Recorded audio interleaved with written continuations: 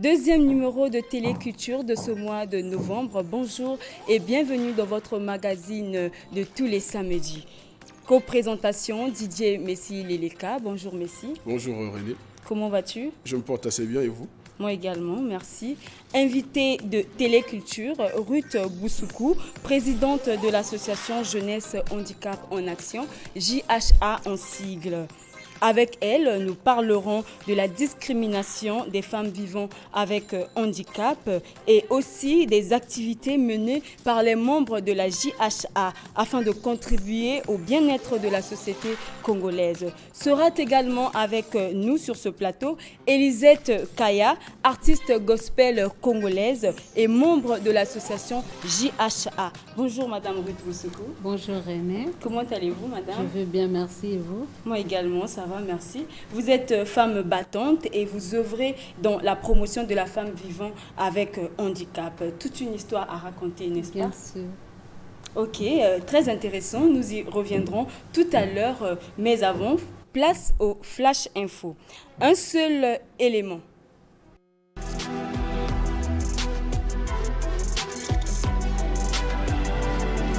Un seul élément au Flash Info.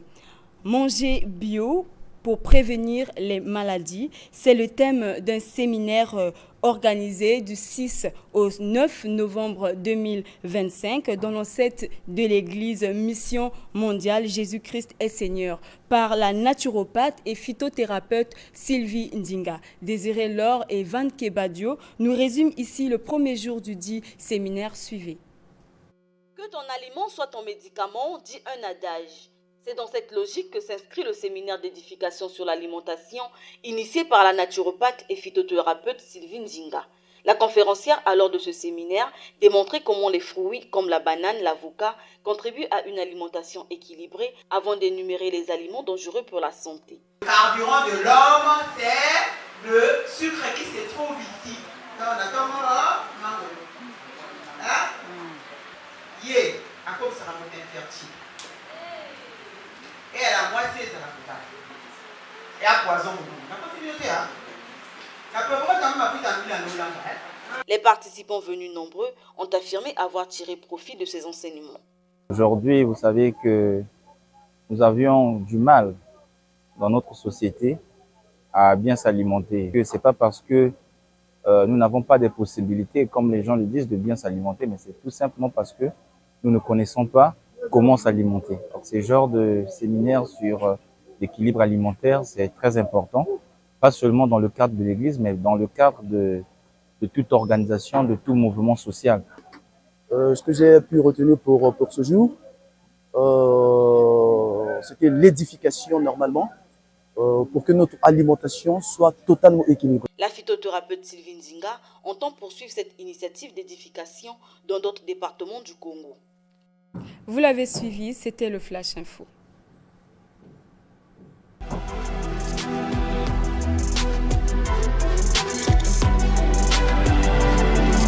Téléculturel, je l'ai dit tantôt, nous avons reçu sur ce plateau Ruth Boussoukou. Elle est présidente de l'association Jeunesse Handicap en Action, en sigle JHA, une association qui a vu le jour le 10 juillet 2009 à Pointe-Noire. Alors, Madame Ruth, dites-nous, quel a été donc le déclic ou vos motivations?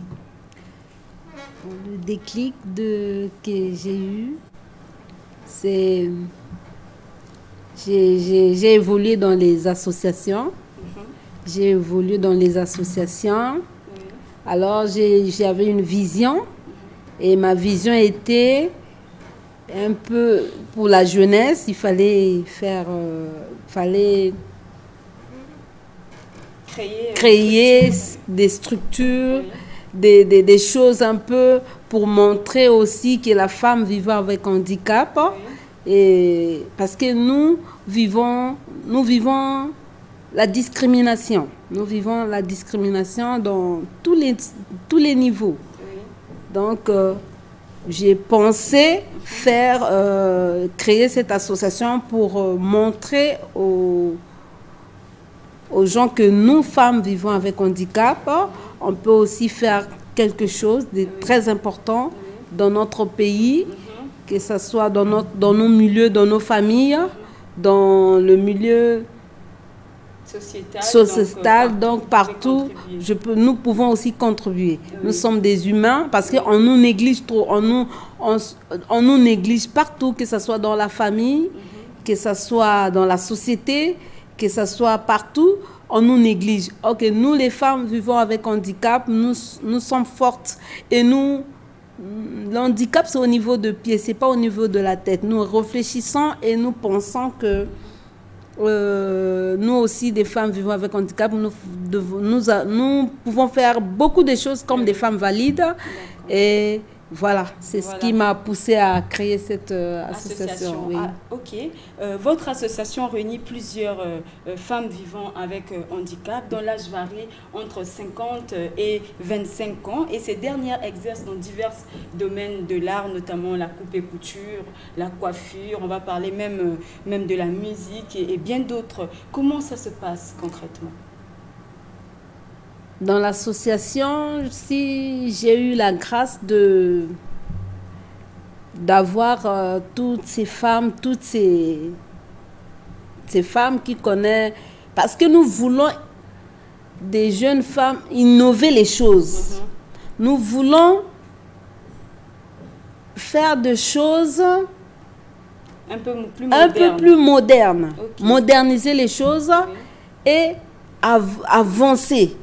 Parce que nous, les femmes handicapées, on nous néglige toujours. Ils ne savent pas de quoi nous sommes capables.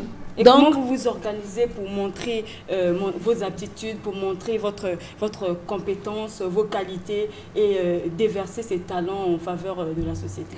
Voilà, nous créons, nous sommes des couturières. Oui. Nous faisons la couture. On a même emmené les accessoires, les échantillons, les habits. Nous sommes des couturières, nous créons aussi des sacs, les chaussures. Donc, nous créons beaucoup de choses. Et dans l'association, il y a aussi des musiciens, comme tu venais de dire. Donc, on travaille en collaboration. Comment ça se passe? Vous réunissez? Oui, on se réunit. Vous faites des voyages, vous faites des déplacements? Oui, on se déplace. Même, je veux te dire qu'en décembre, que nous avons on est en train de se préparer à faire une élection Miss. Donc, on va... Voilà, Madame Ruth Boussoukou, bonjour. Bonjour. Et voilà, Maya Pouliguen est l'une des membres de votre association. Oui. Voilà, et c'est, je dirais, la toute première femme vivant avec handicap qui a été nommée, comment est-ce que je dois dire, élue Miss. Voilà, j'aimerais savoir quels ont été vos ressentis. Et j'étais dans la joie. Ah oui. J'étais très contente parce que... C'est de ça que vous parlez tout à l'heure? Oui, c'est de ça que j'étais en train de parler tout à l'heure pour montrer aux gens que nous, femmes en vivant avec handicap, on peut aussi aller jusqu'à organiser ce genre de manifestations et montrer. On vit au-delà de notre handicap, donc montrer aux gens que nous aussi, nous pouvons... Dans la mentalité, il n'y a pas d'handicap. Dans la mentalité, il n'y a pas de handicap. Donc, nous faisons tout. Et elle était élue Miss. J'étais vraiment très contente de tout ce qu'on fait. De la voir sur scène. Et tout. Mais est-ce qu'il y a encore peut-être d'autres activités que vous pensez mettre en place pour elle dans le cadre de l'association?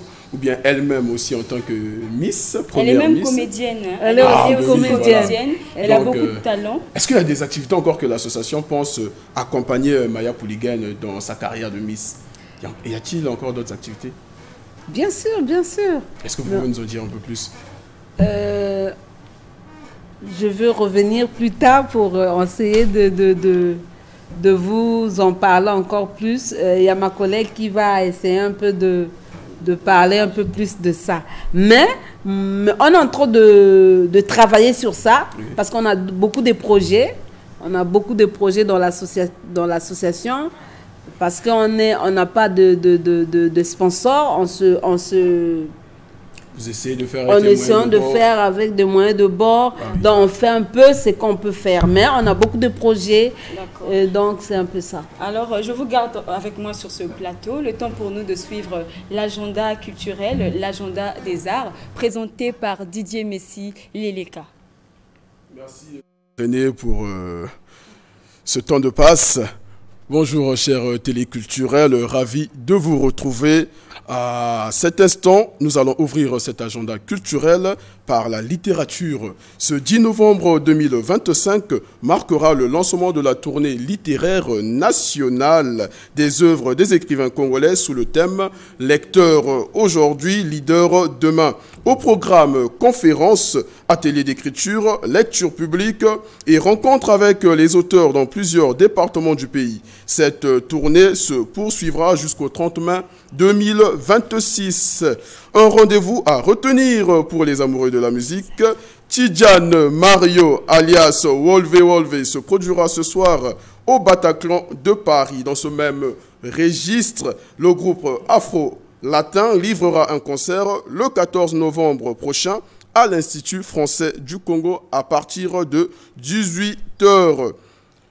Et pour terminer, parlant religion du 10 au 12 novembre, le renouveau charismatique catholique de la paroisse Saint-Louis-Marie-Grignon de Montfort organise 3 grandes journées de prière sous le thème « Je lève les yeux vers les montagnes, d'où me viendra le secours ». Les rencontres se tiendront chaque après-midi de 14h30 à 17h30 dans l'enceinte de la dite paroisse. Et voilà, chers téléculturels, ce sont là les prochains rendez-vous culturels que nous avons réservés pour vous. Et c'est la fin de cet agenda culturel. Merci beaucoup Didier Messi Leleka pour cet agenda culturel, agenda des arts. Alors, Madame Ruth Boussoukou, je reviens vers vous. Vous rassemblez plusieurs femmes, autant de femmes, et vous imposez dans la société. Ça n'a certainement pas été facile pour vous. Alors, quelles sont vos stratégies en tant que leader de l'association?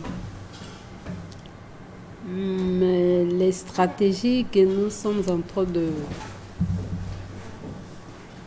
Votre stratégie à vous, en tant que leader de l'association?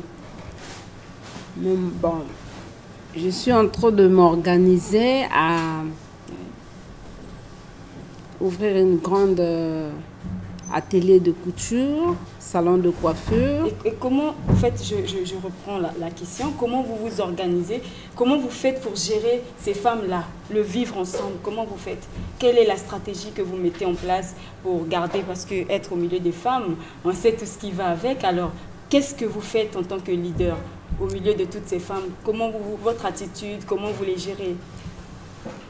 Eh ben, je les gère en étant humble. D'accord, ok. Et en étant, avoir de l'amour et de la patience. D'accord. Et vraiment, c'est pas facile de gérer autant de femmes. Oui. On est là, on se complète. Avec les blessures, on se comprend, oui. On se donne des conseils. Il faut avoir la patience, oui. Avec l'humilité et la grâce de Dieu, la parole de Dieu. Oui. Je crois que des choses iront de l'avant. Nous espérons que Dieu va nous aider à arriver là où nous sommes en train de partir. D'accord, nous vous encourageons en tout cas, Madame Ruth Boussoukou. Alors, nous avons été rejoints sur ce plateau par Maman Elisette Kaya, de son petit nom d'artiste La Plus Belle. Elle est également membre de l'association Jeunesse Handicap en Action. Bonjour Maman Elisette Kaya. Bonjour, merci. Comment allez-vous? Très bien. En tout cas, nous vous souhaitons la bienvenue, La Plus Belle. Merci beaucoup, ça me touche. Merci. Alors, cela fera bientôt une année que vous êtes membre de l'association Jeunesse Handicap en Action.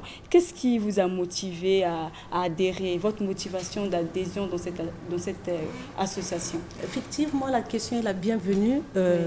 En passant, quand j'ai suivi, la présidente Ruth a dit, elle est couturière, tu vois, dans sa vision. Oui. Nous, les personnes vivant avec handicap, nous sommes autour des associations. Mais parfois, lorsque vous êtes dans une association, vous n'avez pas la même vision. Et chemin faisant, je me suis dit, non, non, non, moi j'ai la même vision que maman Ruth.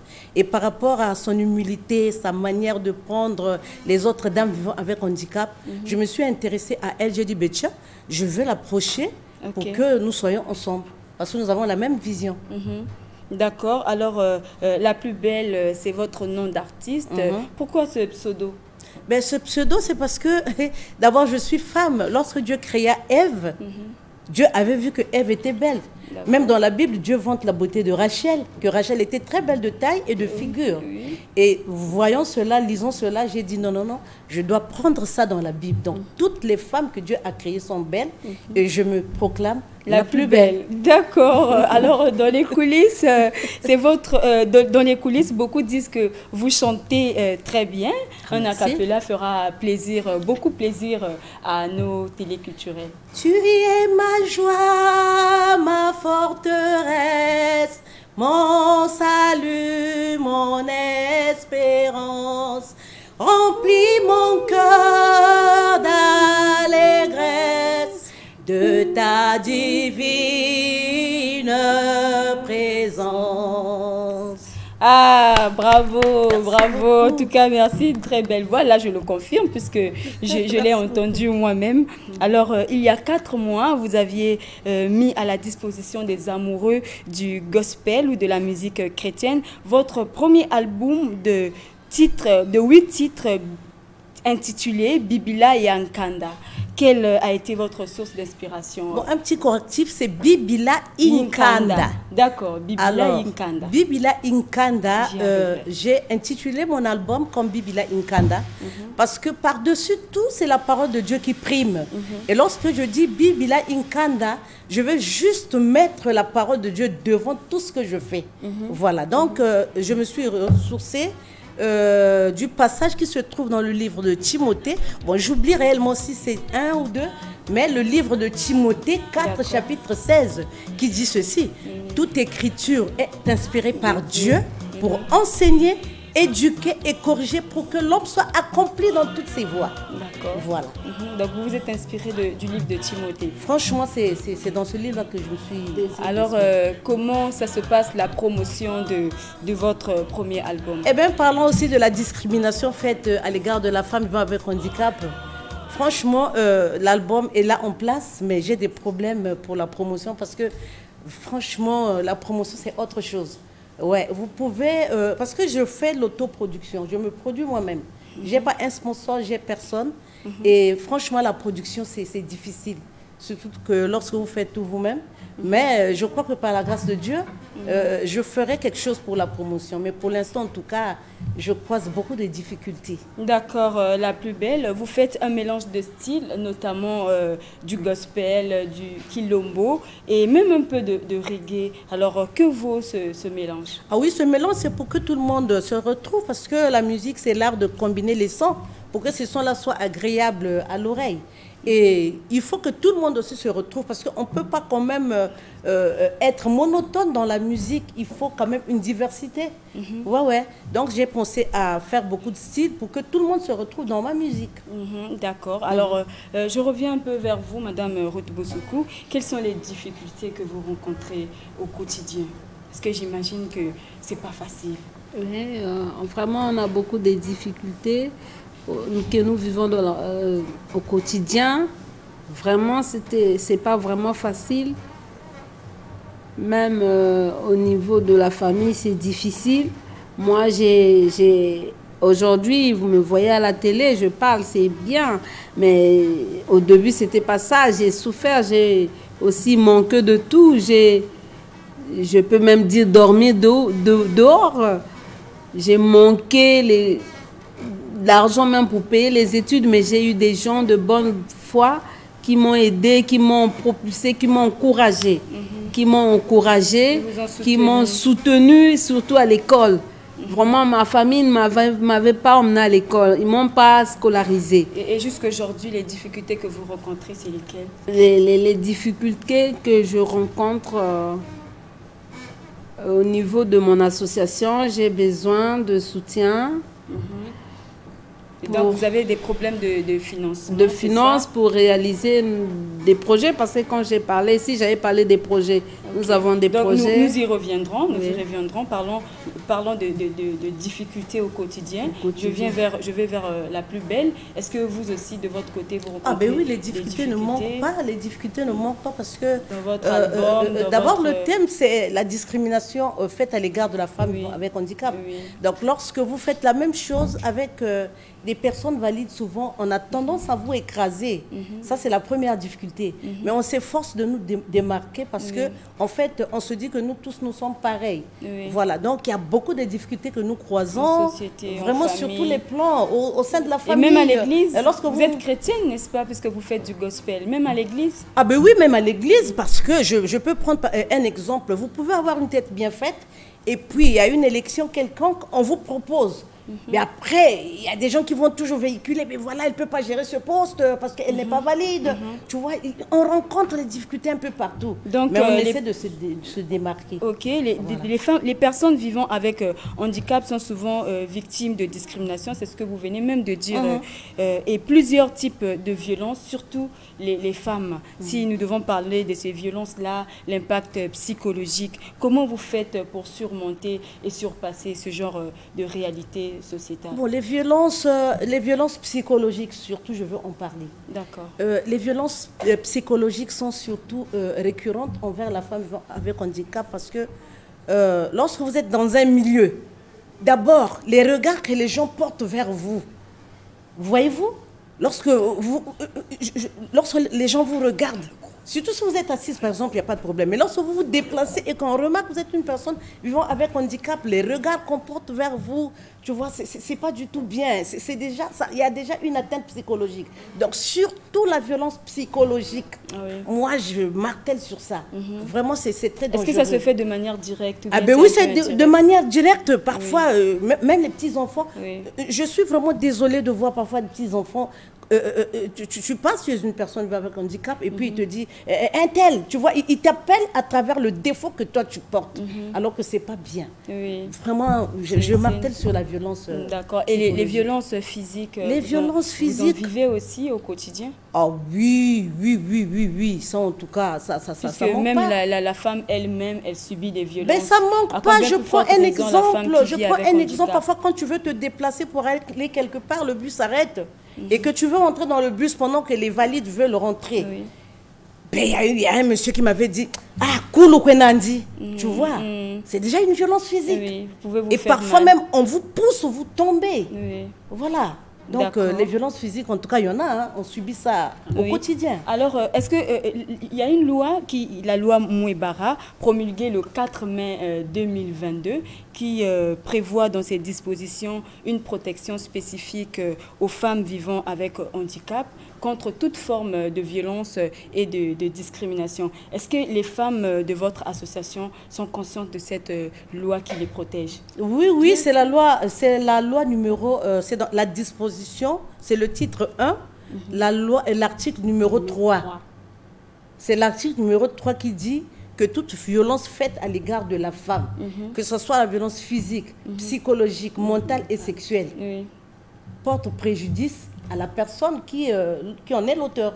Donc nous sommes conscients de ça. Et dans l'article 24, il y a même des dispositions qui prévoient aussi des pistes de solution, des mesures d'accompagnement. Des mesures draconiennes. De soutien pour ces femmes-là qui sont déjà victimes de violences. Mais oui, il y a même des amendes aussi. Hein. Il y a des amendes. Donc, on peut comprendre que l'association Jeunesse Handicap en Action est consciente de cette loi qui la protège. Oui, parce qu'on en parle à tout moment. Bien sûr, on en parle à tout moment avec des collègues.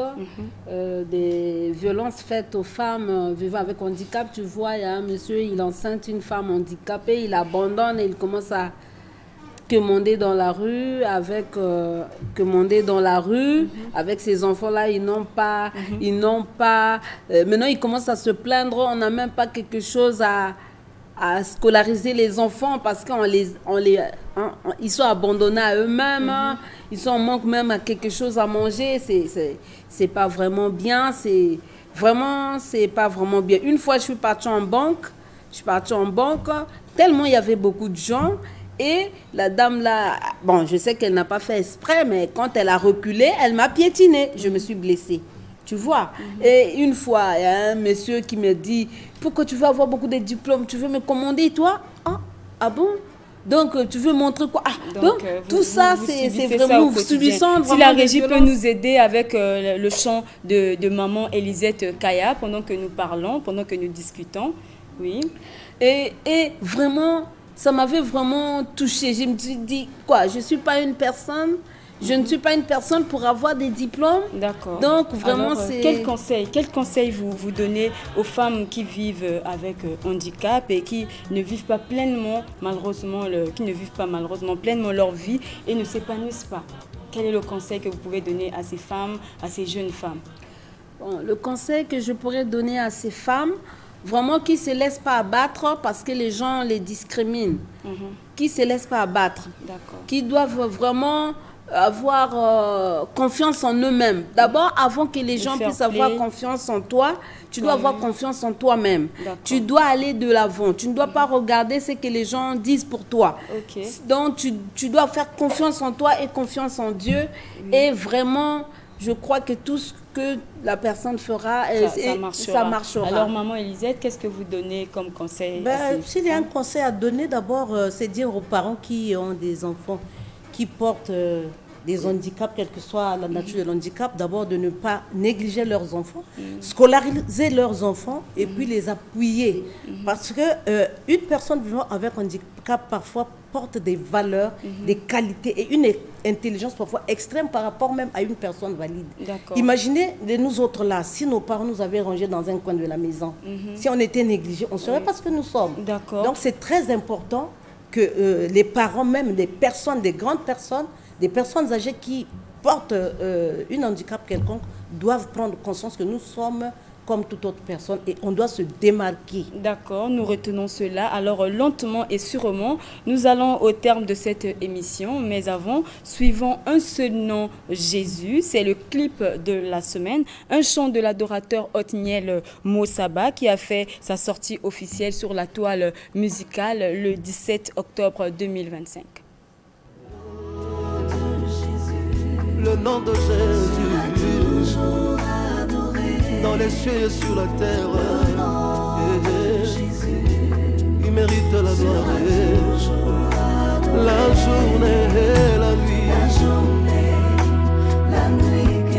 quel que soit l'endroit, le nom sera toujours.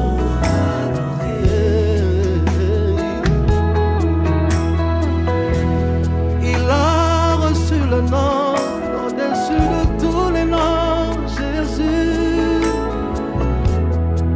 Dans les cieux et sur la terre, tous genoux fléchissent devant le nom de Jésus. Il n'y a de salut en aucun autre nom dehors de Jésus, souverainement élevé.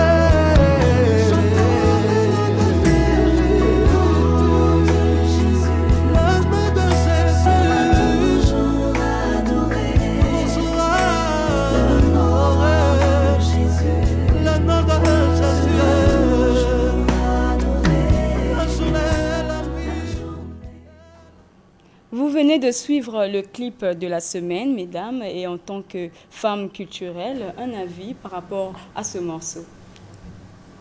Vraiment, je suis très contente de voir le frère Othniel. Ça m'a fait plaisir d'entendre ce morceau. Vraiment, c'est très vraiment, j'ai aimé, c'est bien. Comment que Dieu le soutienne encore davantage, qu'il puisse avoir beaucoup d'inspiration, qu'il puisse avoir encore, que le Saint-Esprit l'inspire encore. Voilà. D'accord, et la plus belle? Moi, de mon côté, en tout cas, je valide le message qu'il véhicule dans son cantique, qui dit que Jésus est le nom qui est au-dessus de tout nom. Alors, vous avez 30 secondes chacune pour un dernier mot. Je commence par Madame Ruth Boussoukou. Merci beaucoup. Merci. Mon dernier mot serait que vraiment j'appelle les personnes vivant avec handicap qui sont dans les maisons ou les parents qui ont des enfants vivant avec handicap. Vraiment, de les emmener, on va les recevoir. Hein, s'ils peuvent venir à l'association, vraiment, la porte elle est ouverte à tout le monde. Ils peuvent venir, on va vraiment être ensemble et à rassembler les idées et puis aller de l'avant, vraiment, et que nous avons besoin de soutien. Vraiment, nous avons beaucoup de projets, mais nous n'avons pas de soutien. Donc nous lançons un appel, vraiment que tout le monde a écouté notre message et qui peut venir nous soutenir. D'accord, madame, nous prenons compte de cela. Et la plus belle? Moi, je dirais que on a toujours besoin de l'autre. Donc une personne vivant avec handicap ne peut pas vivre sans une personne valide. Aimons-nous. Aimons-nous vivons, comme on le dit souvent. Aimons-nous. Voilà, Télé Culturelle. Nous sommes donc arrivés au terme de ce magazine. Merci de nous avoir suivis. Merci à toute l'équipe technique et sans oublier Isis Onyangue à la supervision et Marina Lutangu à la coordination. Au revoir et à la prochaine.